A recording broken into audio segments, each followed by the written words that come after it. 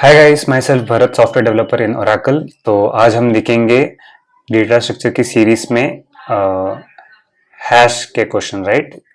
तो इसमें हमें देखना है swapping pairs make sum equal, मतलब कि दो अरे दिए हुए हैं, ठीक है। इसका कुछ सम है, मान लो S1, इसका कुछ सम है मान लो S2, total sum of all the elements, ठीक है।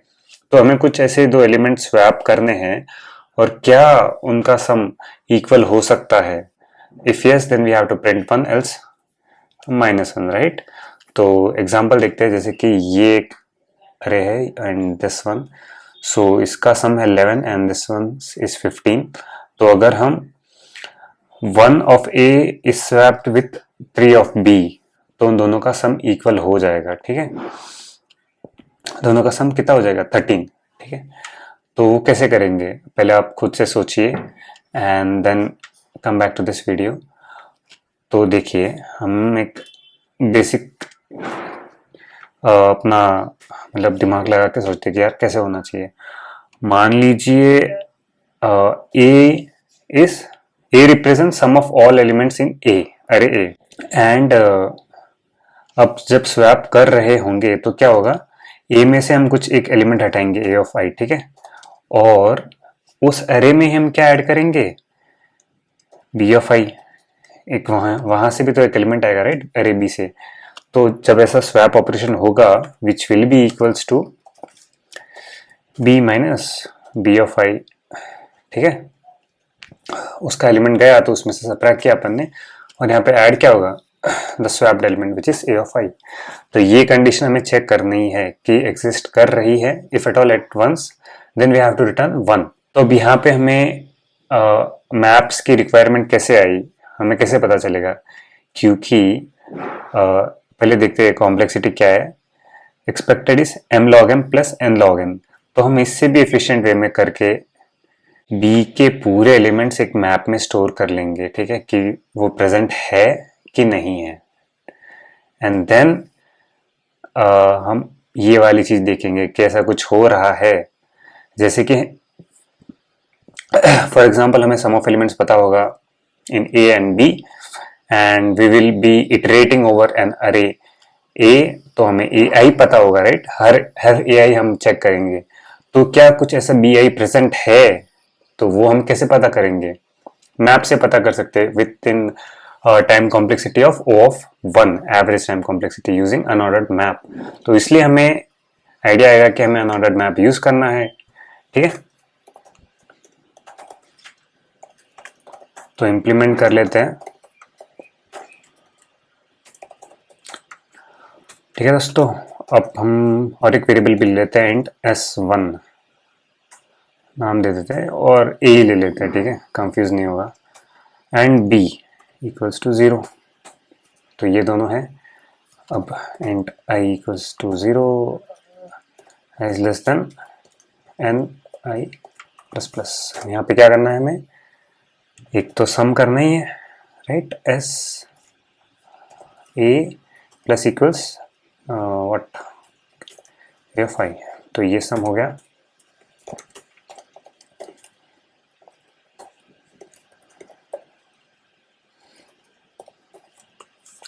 और यहाँ पे क्या करेंगे? एक तो बी तो हमें ऐड करना ही है कि नहीं?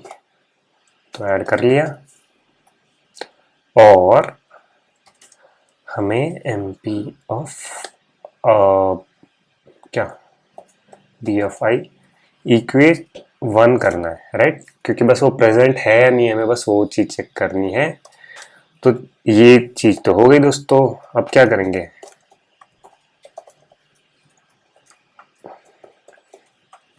अब हम, जैसे कि मैंने बोला था, हम हर ए आई को चेक करेंगे, क्या कोई ऐसा बी आई प्रेजेंट है जहां पे ये वैल्यू इक्वेट हो सकती है, ठीक है। तो बस हम वो चेक कर रहे हैं। एक बी आई करके ले लेते हैं। बी आई क्या होगा, ये आप सॉल्व करके देखो कि बी आई क्या आ रहा है। I will tell you what it is. It is B minus A divided by 2, ठीक है, क्योंकि 2 बी आई हो जाएगा, प्लस ए ऑफ आई तो ये क्या है, बी ऑफ आई है। अब बी ऑफ आई प्रेजेंट है, if yes then return 1, as simple as that, right. If mp dot find क्या, B of i is not equals to mp dot end, मतलब कि उसमें प्रेजेंट है तो बस रिटर्न 1 कर दो, कितना सिंपल है। और अगर नहीं हुआ कहीं पे भी रिटर्न 1 तो -1 तो करना ही है हमें। तो देखा आपने दोस्तों कितना सिंपल था, राइट। बट हमें बस ऐसे मतलब लिख के देखना था कि किस कंडीशन में ऐसा होगा, और उससे हमें क्या आइडिया लगा कि हमें कब पता चलेगा कि ये बी ऑफ आई प्रेजेंट है कि नहीं है। हम यहाँ तो अगर मैप यूज नहीं करते ना, तो हमें वापस यहाँ पे इटरेट करना पड़ता उस बी अरे में, तो एन कॉम्प्लेक्सिटी हो जाती है, राइट। तो इस केस में हमारी कॉम्प्लेक्सिटी क्या आ रही है,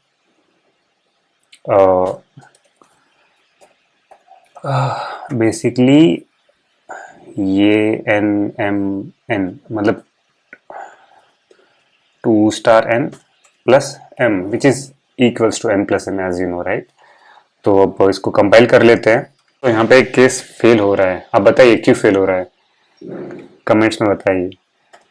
वो तब होगा, तो वो कॉर्नर केस क्या होगा guys, B minus A plus 2 star ए जो है वो इवन होना चाहिए, राइट। क्योंकि अगर हम इवन नंबर डिवाइड बाई 2 करेंगे तो एक इवन ही आएगा, और अगर ऊपर वाला न्यूमरेटर ऑड हुआ तो जैसे कि 3/2 हुआ तो वो तो 1 आ जाएगा, right. But that is not valid, क्योंकि वो एग्जैक्टली डिविजिबल होना चाहिए, तभी तो वो रियल नंबर एग्जिस्ट करेगा। तो इसीलिए हमें यहाँ पे क्या चेक करना था, B minus A plus 2 star A of i, ये क्या होना चाहिए, ये डिविजिबल बाई 2 होना चाहिए। तो ये हमारा कॉर्नर केस रह गया था, अब ये करेक्ट आ जाएगा।